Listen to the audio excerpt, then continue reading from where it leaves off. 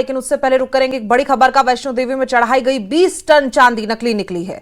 500 करोड़ की चांदी नकली निकली है। वैष्णो देवी नकली चांदी मामले में कोर्ट ने सख्त रुख अपनाया। 20 टन चांदी मामले में पुलिस से रिकॉर्ड मांगा है। श्री माता वैष्णो देवी धाम में श्रद्धालुओं द्वारा चढ़ाई गई कथित नकली चांदी के मामले में अदालत ने सख्त रुख अपनाया है। कटरा की अदालत ने पुलिस से मामले की जांच से जुड़े रिकॉर्ड अब तक की कार्रवाई का ब्यौरा पेश करने को कहा है। मामला उस वक्त सामने आया जब श्री माता वैष्णो देवी श्राइन बोर्ड द्वारा करीब 20 टन चांदी को सरकारी टकसाल में जांच और प्रसंस्करण के लिए भेजा गया और प्रारंभिक जांच में सामने आया कि अधिकांश धातु शुद्ध चांदी नहीं बल्कि कैडमियम और अन्य सस्ती धातुओं की मिलावट वाली थी। अनुमानित 500 से 550 करोड़ रुपए मूल्य की चांदी की वास्तविक कीमत लगभग 30 करोड़ रुपए ही आकी गई है। अदालत ने इस मामले की जांच की प्रगति पर सवाल उठाते हुए पुलिस से विस्तृत रिकॉर्ड मांगा है। मामले में यह भी जांच की जा रही है कि श्रद्धालुओं को कथित तौर पर नकली चांदी बेचने के पीछे किन लोगों का, दुकानदारों की भूमिका रही। इस पूरे प्रकरण ने न केवल श्रद्धालुओं के साथ कथित धोखाधड़ी बल्कि सार्वजनिक स्वास्थ्य से जुड़े गंभीर सवाल भी खड़े कर दिए, क्योंकि जांच के कैडमियम जैसी जहरीली धातु की मौजूदगी सामने आई है। इसी खबर पर समीर भट्ट हमारे सहयोगी हमारे साथ जुड़े हुए हैं। समीर, सबसे पहले ये बताइए खुलासा कैसे हुआ कि ये चांदी नकली है? देखिए, मैं आपको बता दूं, कुछ महीने पहले, तकरीबन 2 से ढाई महीने पहले ये खबर निकली थी कि जो चांदी वहां पे चढ़ावा किया गया है उसमें बहुत ज्यादा जो चांदी है वो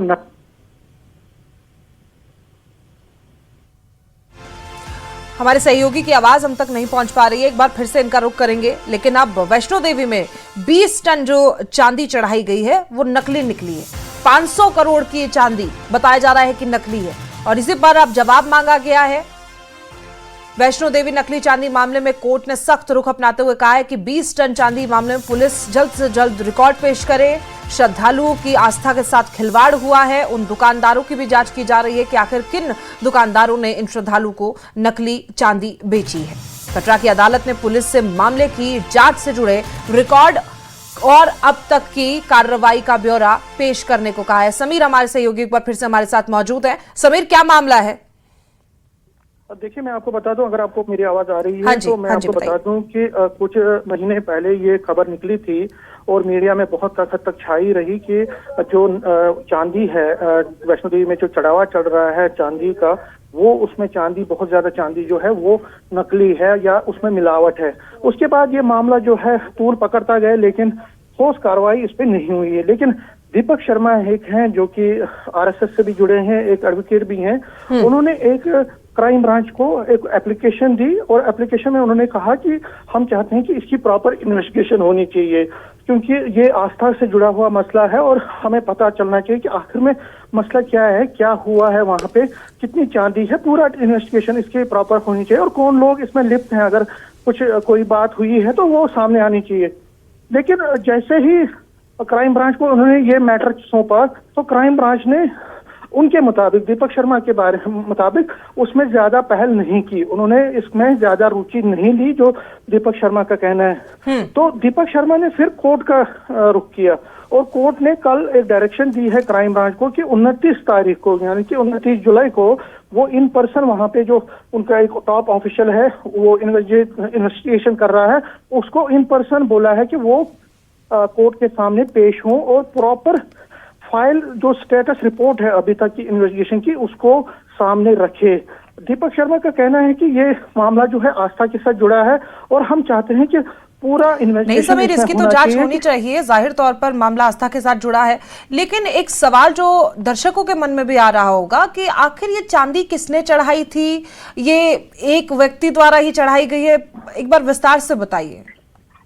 देखिए, ये एक बस्ती, क्योंकि अगर आपको पता ही है कि माता वैष्णो देवी में बहुत सारे लोगों का आना होता है। यात्री जो है पूरे इंडिया से आते हैं, वहाँ पे पूरे वर्ल्ड से आते हैं। जहाँ जहाँ पे भक्त हैं माता के, वो यहाँ पे दर्शन करने आते हैं। दीपक शर्मा का भी यही कहना है कि एडवोकेट दीपक शर्मा का कि ये एक आदमी ने तो नहीं चढ़ाया होगा, और अगर चढ़ाया है तो वो भी इन्वेस्टिगेशन होनी चाहिए। ये आखिर कैसे हुआ है? अगर ये मामला हुआ है, तो इसके पीछे कौन है, क्या वजह है, कौन है जिसने ये चढ़ाया है, इसमें क्या कोई इंटरनल साजिश तो नहीं है, कोई आस्था के साथ खिलवाड़ तो नहीं है। हम इसकी प्रॉपर इन्वेस्टिगेशन चाहते हैं, इसीलिए उन्होंने क्राइम ब्रांच को एक तरह से हम कह सकते हैं कि अप्रोच किया था।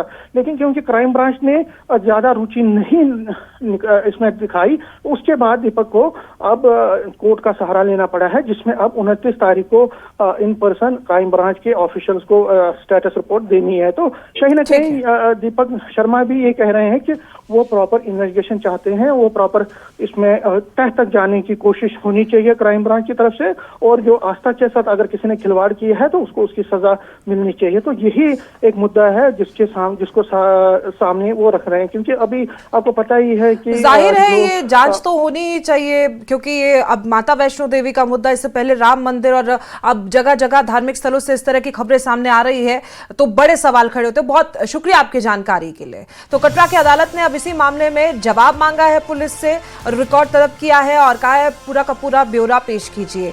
माता वैष्णो देवी श्राइन बोर्ड द्वारा दरअसल 20 टन चांदी को सरकारी टकसाल में जांच और प्रसंस्करण के लिए भेजा गया था। उसी दौरान ये पता चला कि ये चांदी दरअसल शुद्ध नहीं है।